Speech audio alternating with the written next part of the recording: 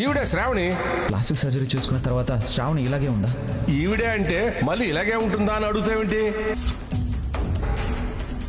పల్లవి, అయ్యో రక్తం కారుతుంది. అయినా ఎందుకు ఇంత పని చేసావు? ఆగండి, వద్దు. మీరు ఈ విషయం ఇంట్లో చెప్పనని చెప్పండి, అప్పుడు కట్టించుకుంటాను.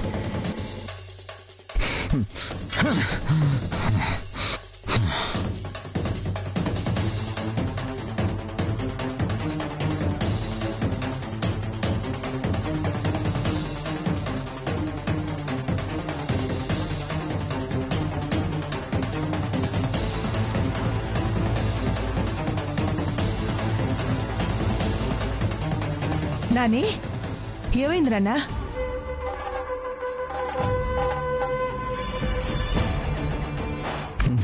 ఏం లేదమ్మా. ఏవీ లేకపోతే ఆ కోపం చిరాకేంటి? వస్తువులు విసిరిగొట్టడం ఏంటి?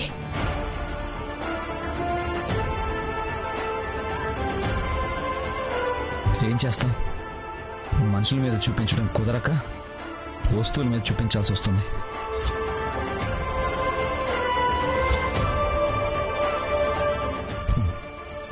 మంచివాళ్ళ కనిపించే వాళ్ళందరూ మంచివాళ్ళు కాదమ్మా. ఎవరిని నమ్మాలో ఎవరిని నమ్మకూడదో తెలియడం లేదు.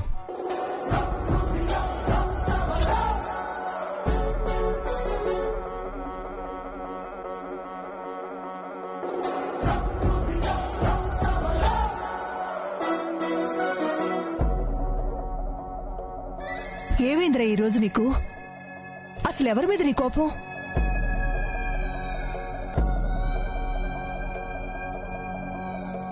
ఆఫీసులో ఏదన్నా గలాటైందా? అవును, ఆఫీస్లోనే గొడవ. అలా అని సరిపెట్టుకోవడమే.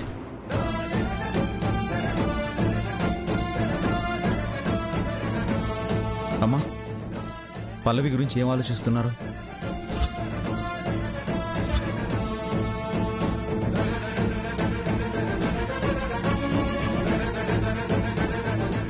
ఏమైంది ఈరోజు మరిది గారికి? ఏమో, వచ్చినప్పటి నుంచి రుసరుసలాడుతున్నారక్క. ఆలోచించేదేముంది నాన్న? అనుకున్నాం కదా, మంచి సంబంధం చూసి పెళ్లి జరిపిద్దాం. అయినా ఇప్పుడు ఆ విషయం ఎందుకు అడుగుతున్నావు? ఇప్పుడు నీ కోపానికి పల్లవి పెళ్లికి ఏంటి సంబంధం?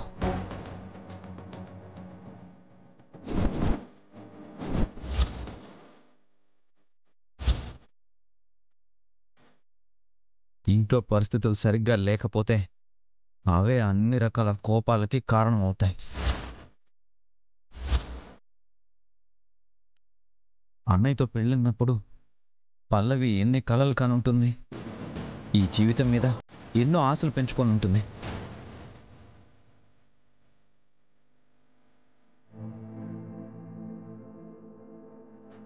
ఈ పెళ్లి తప్పిందని మరో పెళ్లి చేస్తామనడానికి మనసేం వస్తువు కాదు కదమ్మా, అటు ఇటు మార్చడానికి.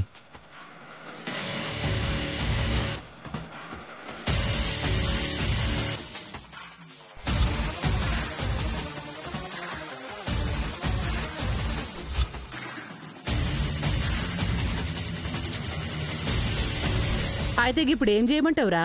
విక్రమ్తో మళ్ళా పల్లవికి పెండ్లి చేయమంటావా ఏంది?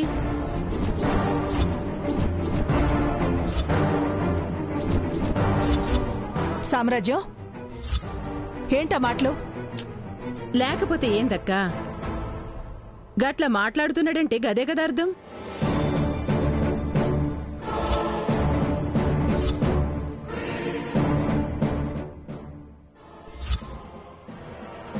ఇది ఆదిత్య నా గురించి ఇలా ఆలోచిస్తున్నాడన్న సంగతి గట్టిగా రిజిస్టర్ కావాలి. అప్పుడే ధరణికి మంట మొదలవుతుంది.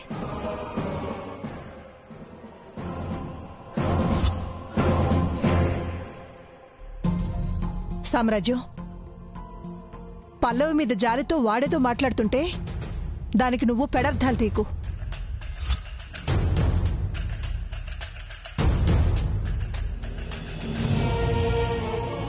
చూడన్నా, జరిగిన దానికి నీకన్నా ఎక్కువగా అందరం బాధపడుతున్నాం. కానీ ఇది ఎవరూ కావాలని చేసింది కాదు కదా. ఇలా జరగాలని రాసిపెట్టి ఉంది, జరిగింది.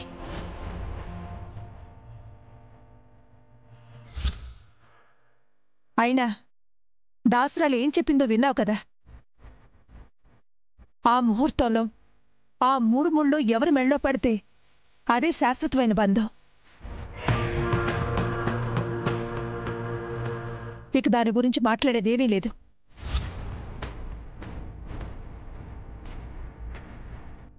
ఇక పల్లవి గురించి అంటావా? జరిగిన దానికి బాధగానే ఉంటుంది. ఆ బాధని పూర్తిగా తొలగించటం ఎవరి వల్ల కాదు. కానీ తన జీవితానికి ఏ లోటు రాకుండా చూసుకునే పూచి మనది. అర్థమైందా?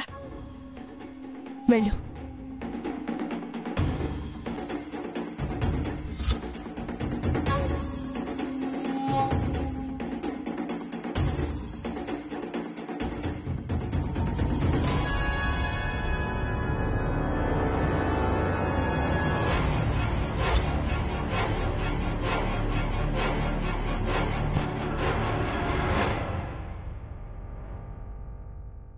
అత్తయ్యగారు, ఆయనేదో నా మీద అభిమానంతో అన్నారు. అదే మనసులో పెట్టుకోకండి.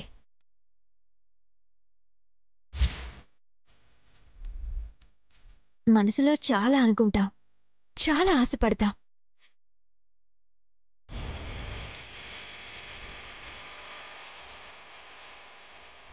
కానీ అన్నీ జరగాలని లేదు కదా. పూర్వం పెళ్ళిళ్ళు చేయడానికి స్వయంవరం పెట్టేవారు. ఏదో ఆటనో పోటీనో పెట్టి అందులో గెలిచిన వాళ్ళు పెళ్లి చేసుకునేవారు.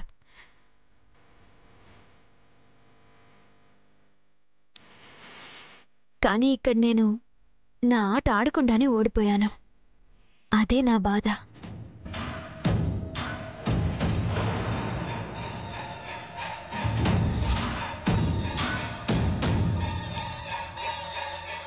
దానికి కూడా నేను బాధపడటం లేదు. ఎందుకంటే మనిషి ఆశ కన్నా దేవుడి రాతని నమ్మేదాన్ని. ఈ మాత్రానికి నిరాశపడతానా?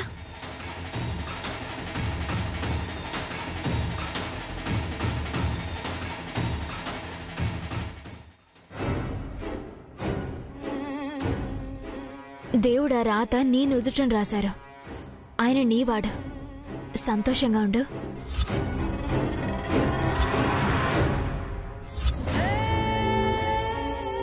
ఇంకెక్కడి సంతోషం. ఇప్పటికే నేనేదో గేమ్ ఆడుతున్న సంగతి అర్థమై పిచ్చెక్కిపోతుంటుంది అక్క చెల్లెళ్ళిద్దరికి.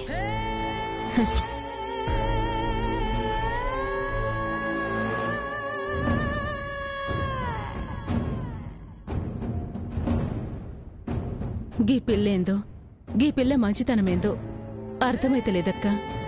అంత అన్యాయం జరిగినా ఎంత మంచిగా ఆలోచిస్తుందో చూడు.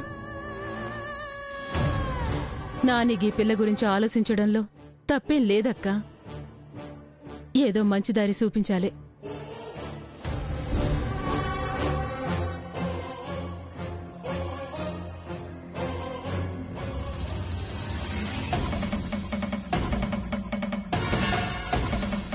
అసలేం జరుగుతోంది చెల్లి? మరిది గారు పల్లవి గురించి ఆలోచించడం ఏంటి? పల్లవి ఓవర్ యాక్షన్ ఏంటి? అసలేం అర్థం కావడం లేదు. ఇందులో అర్థం కాకపోవడానికి ఏముందక్క? పల్లవి ఏదో కొత్త నాటకం మొదలుపెట్టింది. దానికి ఆయన్ని పావులా వాడుకోవాలని చూస్తుంది. ఆయన సంగతి నేను చూసుకుంటాను. నువ్వు టెన్షన్ పడకు.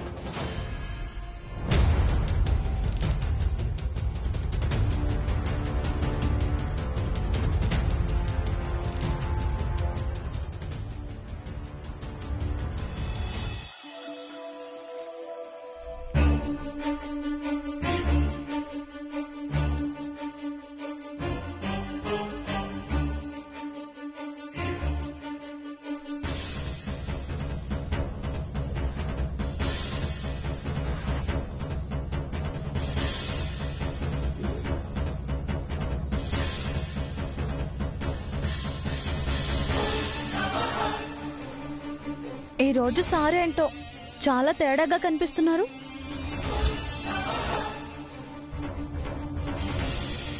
ఏంటి మాటలు రావడం లేదు? సంబంధం లేని మనిషి కోసం అన్ని మాటలు వచ్చాయి, పెళ్ళంతో మాట్లాడడానికి మాటలు రావా?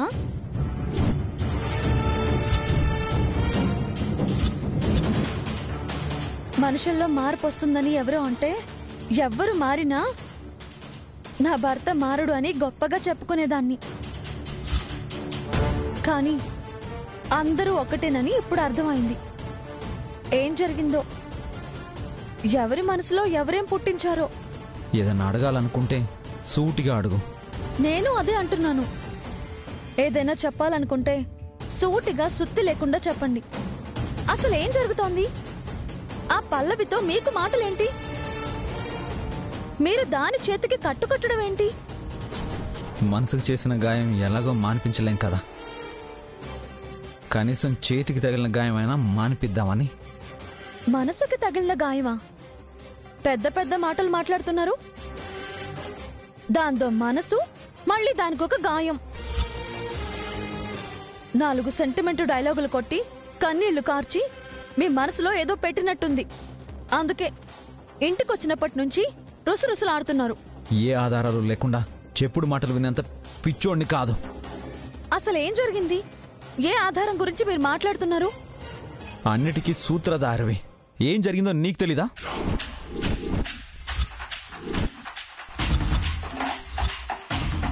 నేనేం చేశాను?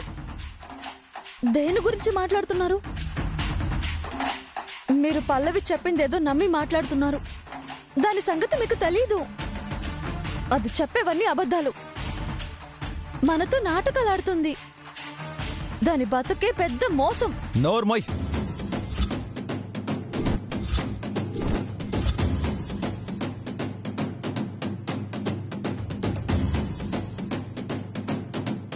నాటకాలు ఆడుతుంది నువ్వు, అబద్ధాలు చెప్పింది నువ్వు.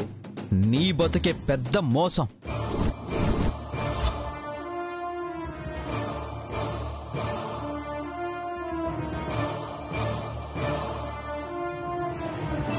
ఏమైంది ఈరోజు మీకు? ఎందుకు ఇలా మాట్లాడుతున్నారు? అది పని కట్టుకుని మన కుటుంబాన్ని నాశనం చేయడానికి వచ్చింది. బావగారిని పెళ్లి చేసుకోవాలనుకుంది. అది కుదరకపోయేసరికి మిమ్మల్ని అడ్డు పెట్టుకుని ఏదో చేయాలని చూస్తుంది. దాని మాయలో పడకండి. దాని మోసానికి బలి కాకండి. ఆప్తావా? మోసం మోసం అని పల్లవిని అంటావేంటి? మోసం చేసింది పల్లవి కాదు, నువ్వు.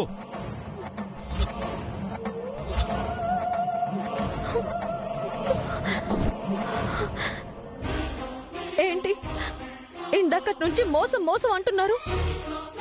నేనే మోసం చేశాను? ఎవరిని మోసం చేశాను? అయితే మరి ఇదేంటి?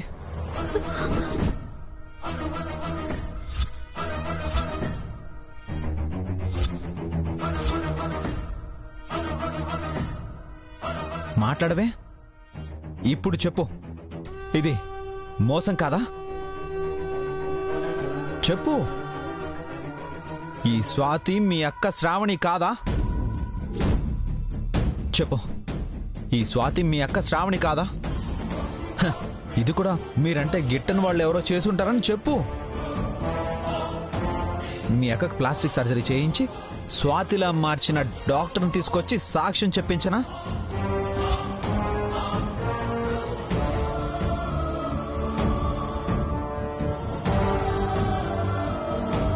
నీ గురించి ఏదో అనుకున్నాను, ఇలా చేస్తావని కల్లో కూడా అనుకోలేదు. అది కాదు సారు. మాట్లాడకో.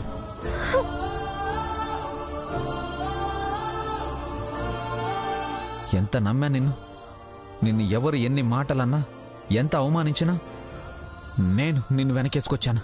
మళ్ళీ మీ అక్క ప్రస్తావన తీసుకురావద్దని ఆ రోజు మాట ఇవ్వమంటే ఏకంగా మీ అక్కని ఇంటికి తీసుకొచ్చావు. ఇది నువ్వు నా మాటకిచ్చిన విలువ. అది కాదు సారు. ఏది కాదు? ఏది కాదు?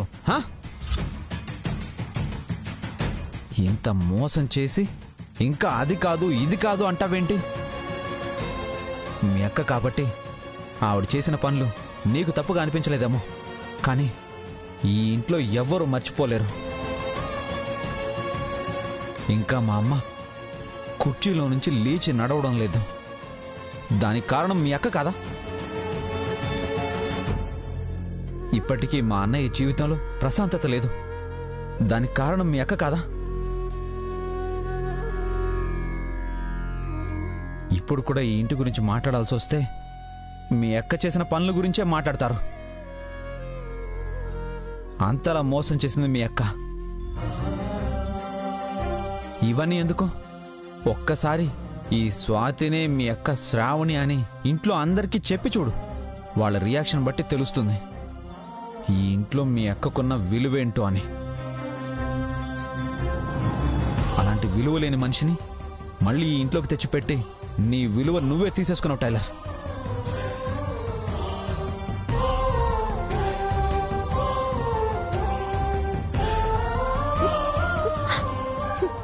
అంత మాట అనొద్దు సారు. అక్క తన తప్పులకి పశ్చాత్తాప పడింది, పూర్తిగా మారిపోయింది.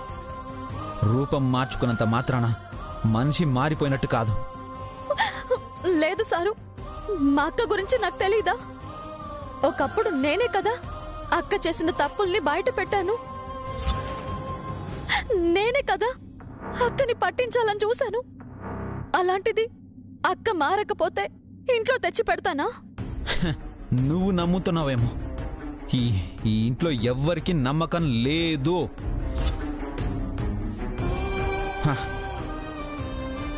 ఒకవేళ అంతగా నమ్మించాలి అనుకుంటే ముందే మీ అక్కని చెప్పుండాల్సింది, అందరినీ నమ్మించుండాల్సింది.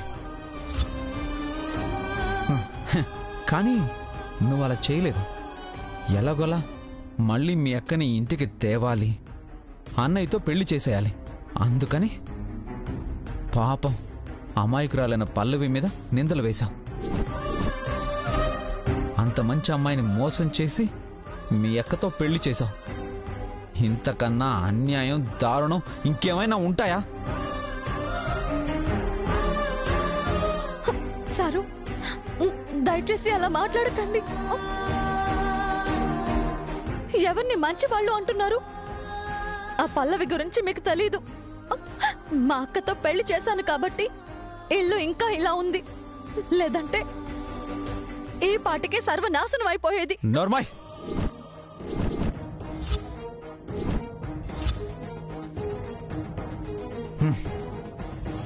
పల్లవి గురించి ఇంకొక మాట మాట్లాడావంటే ఏం చేస్తాను నాకే తెలీదు. ఆ పల్లవి కోసం నా మీద చెయ్యెత్తుతారా? అంటే అది అంత ఎక్కువ మీకు? అవును, ఎక్కువే. ఇంటిని మోసం చేసిన నీకంటే ఇంటి సంతోషం కోసం తన జీవితాన్ని త్యాగం చేసిన పల్లవి ఎక్కువే.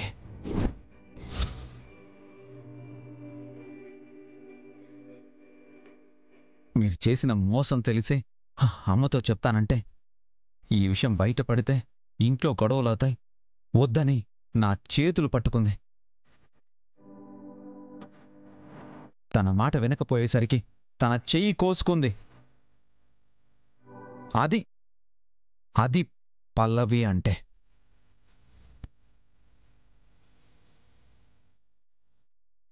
మళ్ళీ అది కొత్త నాటకం ఆడుతుంది సారు. దాని గురించి మీకు తెలీదు. ఇప్పటి వరకు తెలీదు, కానీ ఇప్పుడు తెలిసింది తన విలువేంటో.